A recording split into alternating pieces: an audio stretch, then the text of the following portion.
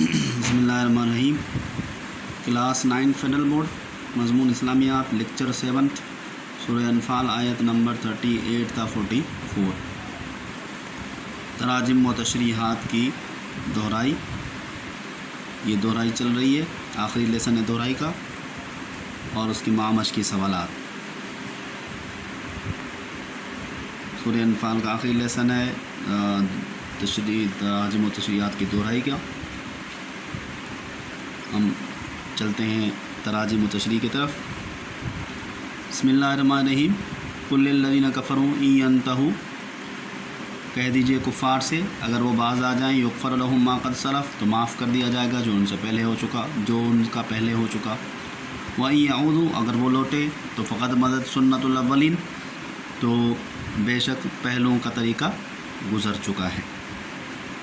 تو اس میں کفار کو تنبیہ کی گئی کہ اگر وہ باز آ جائیں تو اس میں جو پہلے ان سے گناہ ہوئے وہ معاف ہو جائیں گے، اور اگر وہ لوٹے یعنی دوبارہ کرتے رہے، ایسے ہی کرتے رہے، تو فقط مدد سنت الاولین، پہلوں کا طریقہ گزر چکا ہے۔ پہلوں کے طریقے سے مراد کیا ہے؟ سنت الاولین، پہلوں کا طریقہ، پہلی جو قومیں تھیں جنہوں نے نافرمانیاں کی اور نہیں مانے، تو ان کے اوپر عذاب آ گیا اللہ تعالیٰ کا اور وہ ختم ہو گئی۔ تو پہلوں کا طریقہ یہی ہے۔ تو پہلوں کا طریقہ یہ کہ اگر کفار نے بھی ایسا ہی کیا تو ان کے ساتھ بھی وہ پہلوں کا طریقہ اختیار کیا جائے گا، ان کو بھی ختم کر دیا جائے گا۔ وقاتلہم، اور ان سے لڑو، حتی لا تکون فتنہ، یہاں تک کہ فتنہ باقی نہ رہے، ویکون الدین کلہ للہ، اور دین پورے کا پورا اللہ کے لیے ہو جائے۔ فإن انتہوا، بس اگر وہ باز آ جائیں، فإن اللہ بما یعملون بصیر، اللہ تعالیٰ دیکھنے والا ہے جو بھی وہ کام کرتے ہیں۔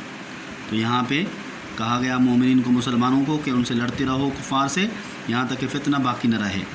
فتنے کا مطلب یہاں سے ایک تو شرک ہے، اس سے کہ شرک باقی نہ رہے، اور دوسرا ہے کفار کے مظالم، کہ کفار کے مظالم جب تک ہیں تب تک ان سے لڑتے رہو، وہ مظالم چھوڑ دیں تو تم بھی ختم کر دو، اور دین پورے کا پورا اللہ کے لیے ہو جائے، یعنی خالص اللہ کے لیے ہو جائے، سب جو ہے اللہ کے اوپر ایمان لے آئیں۔ بس اگر وہ باز آ جائیں، یعنی اپنی سازشوں سے باز آ جائیں، تو فإن اللہ بما یعملون بصیر، اللہ تعالیٰ دیکھنے والا جو بھی وہ کام کرتے ہیں۔ وإن تولوا، اور اگر وہ روگردانی کریں، منہ پھیریں، فاعلموا، تو خوب جان لو، ان اللہ مولاکم، نعم المولا و نعم النصیر، اللہ تعالیٰ ہی تمہارا مولا ہے، آقا ہے، اور بہترین وہ مولا اور آقا ہے، اور وہ بہترین مددگار ہے۔ اگر یعنی وہ روگردانی کرتے ہیں، اور روگردانی کرنے کا مطلب یہ ہے کہ دل کے اندر منہ پھیر لیں اور تمہارے خلاف کوئی چال چلیں، تو اللہ تعالیٰ تمہاری حفاظت کرنے والا ہے، اور بہترین وہ حفاظت کرنے والا ہے، مدد کرنے والا ہے۔ وَاعْلَمُوا أَنَّمَا غَنِمْتُم مِّن شَيْءٍ فَأَنَّ لِلَّهِ خُمُسَهُ، جان لو کہ بے شک مال غنیمت میں سے جو تم نے حاصل کیا ہے اس کا 5واں حصہ اللہ کے لیے، وَلِلرَّسُولِ، اور رسول کے لیے، وَذِي الْقُرْبَىٰ، اور عزیز و قارب کے لیے، وَالْيَتَامَىٰ، اور یتیموں کے لیے، وَمَسَاکِینُ، مساکینوں کے لیے، وَابْنِ السَّبِیلِ، اور مسکینوں مسافروں کے لیے۔ ان کنتم آمنتم باللہ، اگر تم ایمان لاؤ اللہ پر، وما انزلنا علی عبدنا، اور اس چیز پر جو ہم نے نازل کیا ہمارے بندے کے اوپر، یوم الفرقان، فرق کرنے والے دن، یوم التقى الجمعان، اس دن جس دن دو گروہ ملے، واللہ علی کل شیء قدیر، اللہ تعالیٰ ہر چیز پر قادر ہے۔ اس آیت میں مال غنیمت کی تقسیم بتائی کہ مال غنیمت کی تقسیم یہ ہے کہ 5 حصے کیے جائیں گے، جس میں 5واں حصہ اللہ تعالیٰ نے بتایا کہ وہ اللہ اور اس کے رسول کے لیے، عزیز و قارب، یتیم، مسکین، مسافروں کے لیے ہے، اور باقی جو ہے 4 حصے وہ مجاہدین میں تقسیم ہوں گے۔ اس کی تقسیم یہاں نہیں بتائی، حدیث میں اللہ کے نبی نے بتا دی کہ اس کی تقسیم یہ ہے کہ باقی 4 حصے مجاہدین میں تقسیم ہوں گے، اور وہ اس طرح سے تقسیم ہوں گے کہ جس میں سوار کو 2 گنا ملے گا اور پیادے کو 1 گنا ملے گا، ٹھیک ہے۔ تو اس طرح سے یہ مال غنیمت کی تقسیم بتائی، اور دوسری چیز جو بتائی کہ اس چیز پر ایمان لاؤ جو ہمارے بندے پر نازل ہوئی، یوم الفرقان، فرق کرنے والے دن، فرق کرنے والے دن یعنی غزوہ بدر کے دن، یعنی یہ ایک طرح سے جو نازل حکم کیا غزوہ بدر کے حوالے سے، کہ غزوہ بدر کو یوم الفرقان بھی کہا گیا، اور یوم الفرقان کے دن یعنی جو نازل کیا ہم نے، یعنی مال غنیمت کے حلال ہونے کا حکم اور مال غنیمت کے تقسیم کا حکم، تو اس کے اوپر آپ عمل کریں۔ اذ انتم بالعدوۃ الدنیا، جب تم تھے قریبی کنارے پر، وہم بالعدوۃ القصویٰ، اور وہ تھے دور کے کنارے پر، والرکب اسفل منکم، اور قافلہ تم سے نیچے تھا، ولو تواعدتم، یہاں تک تینوں گروہوں کی ایک پوزیشن بتائی ہے غزوہ بدر کے اندر کہ تینوں گروہوں کی پوزیشن کیا تھی۔ تم تھے قریبی کنارے کے، یعنی مسلمان قریبی کنارے مدینے کے قریب تھے، وہم بالعدوۃ القصویٰ، اور وہ دور کے کنارے پر تھے، یعنی کفار مکہ مدینے سے دور تھے۔ والرکب اسفل منکم، اور قافلہ تم سے نیچے تھا، یعنی تیسرا قافلہ، تجارتی قافلہ، جو وہ تیسرا قافلہ تھا، جو تم سے نیچے تھا یعنی تم سے الگ تھا، جو تیسرے راستے سے جا رہا تھا۔ وَلَوْ تَوَاعَدْتُمْ لَاخْتَلَفْتُمْ فِي الْمِيعَادِ، اور اگر تم منصوبہ بندی کرتے تو ضرور اختلاف کرتے مقرر وقت میں۔ وَلَٰكِن لِيَقْضِيَ اللَّهُ أَمْرًا كَانَ مَفْعُولًا، لیکن اللہ تعالیٰ پورا کرتا ہے وہ معاملہ جو ہو کر رہنے والا ہے۔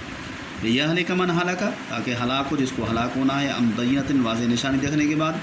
وَيَحْيَىٰ مَنْ حَيَّ عن بَيِّنَةٍ، اور زندہ رہے جس کو زندہ رہنا ہے واضح نشانی دیکھنے کے بعد، وَإِنَّ اللَّهَ لَسَمِيعٌ عَلِيمٌ، بے شک اللہ تعالیٰ سننے والا اور جاننے والا۔ تو یہ جو بات کی کہ اگر تم منصوبہ بندی کرتے ضرور اختلاف کرتے مقرر وقت میں، کہ یہ جنگ تو اللہ تعالیٰ نے لکھ دی تھی کہ ہو گئی، جو آگے بھی کہا ہے کہ لیقضی اللہ امرا کان مفعولا، یہ تو اللہ تعالیٰ کا فیصلہ تھا جو اللہ نے لکھ دیا تھا وہ ہو کر رہنے والا ہے، وہ تو ہوا۔ مگر ایسی جنگ اگر آپ دنیا کے حساب سے لڑتے تو ضرور تمہارا اختلاف ہو جاتا ہے۔ یہاں جو بات یہ کی ہے کہ وَلَوْ تَوَاعَدْتُمْ لَاخْتَلَفْتُمْ فِي الْمِيعَادِ، اگر ایسی جنگ تم اپنے دنیا کے حساب سے لڑتے تو تمہارا ضرور اختلاف ہو جاتا اور تمہاری درمیان وہ جنگ نہیں ہو پاتی۔ مگر یہ تو اللہ تعالیٰ نے لکھ دیا تھا تاکہ وہ پورا ہو جائے معاملہ جو اللہ کا ہے۔ اور اللہ کا معاملہ پورا کیسے کیوں ہو اس لیے کہ لِيَهْلِكَ مَنْ هَلَكَ عَن بَيِّنَةٍ، تاکہ ہلاک ہو جس کو ہلاک ہونا ہے عن بَيِّنَةٍ، واضح نشانی دیکھنے کے بعد۔ یعنی یہ چیز حق واضح ہونے کے بعد بھی اگر کوئی اپنے آپ کو ہلاکت میں ڈالنا چاہے تو ہلاکت میں ڈال دے واضح نشانی دیکھنے کے بعد،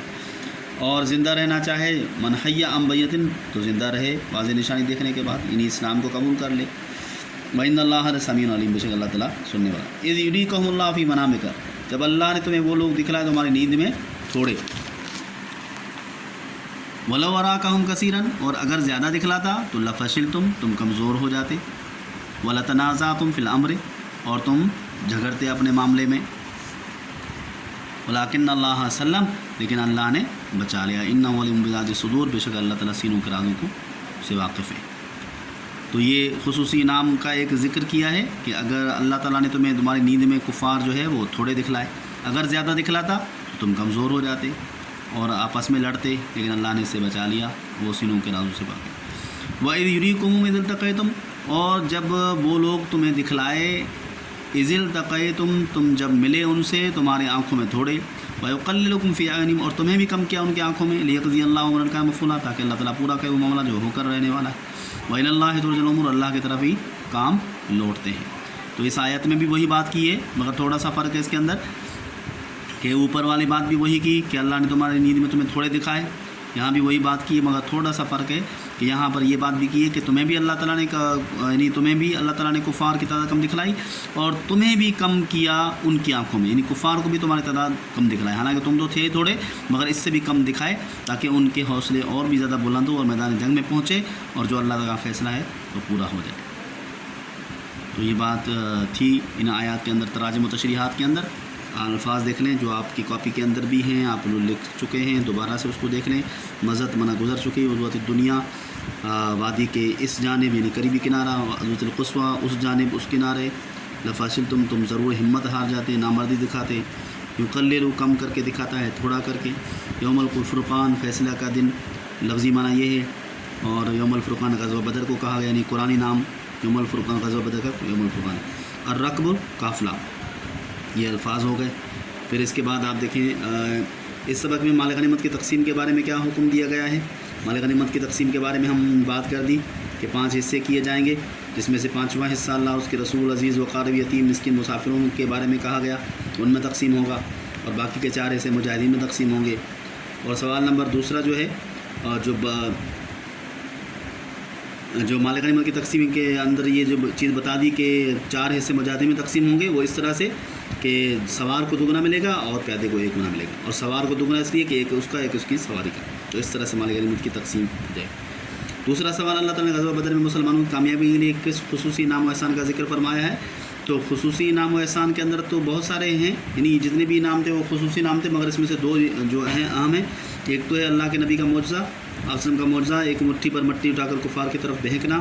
یہ خصوصی انعام تھا جو اللہ کے نبی پر کیا گیا، اور اس مٹھی پر مٹی نے ایسا کام کیا جس کی وجہ سے کفار کی آنکھوں میں مٹی چلی گئی اور کفار کو کچھ نظر نہیں آیا، اور اللہ تعالیٰ نے آسان بنا دیا مسلمانوں کے لیے کفار کو قتل کرنا، مارنا۔ اور دوسرا انعام و احسان یہ تھا کہ مسلمانوں کو نیند میں کفار کی تعداد کم دکھلائی، کہ جس کی وجہ سے اور بھی زیادہ ان کے حوصلے دل کے اندر مضبوط ہوں اور وہ میدان جنگ میں پہنچے۔ اور ایسا ہی مسلمانوں کی تعداد بھی ان کو اور کم دکھلائے، حالانکہ تھے بھی کم مگر اس سے بھی کم دکھلائے، تاکہ ان کے بھی حوصلے بلند ہو اور میدان جنگ میں وہ پہنچے اور دونوں کے درمیان فیصلہ ہو، اور جو اللہ تعالیٰ نے ایک چیز لکھی ہوئی ہے وہ پوری ہو جائے۔ تو اس طرح اللہ تعالیٰ اپنے معاملات کو پورا کرتا ہے اور چلاتا ہے۔ تو یہ آپ کا لیسن تھا آخری ریویژن کا، جس میں آپ کا آ گیا یہاں تک آپ کی ریویژن مکمل ہو جاتی ہے سورہ انفال کی۔ امید ہے آپ کو سمجھ آ گئی ہوگی اور اچھے طریقے سے آپ نے اس کو یاد بھی کیا ہوگا، جس طرح رہتا ہے تو وہ لکھ بھی دے، اپنی کاپی کے مکمل کر لے تاکہ آگے آسانی ہو۔ امید ہے آپ کو سمجھ آ گیا ہوگا۔ شکریہ۔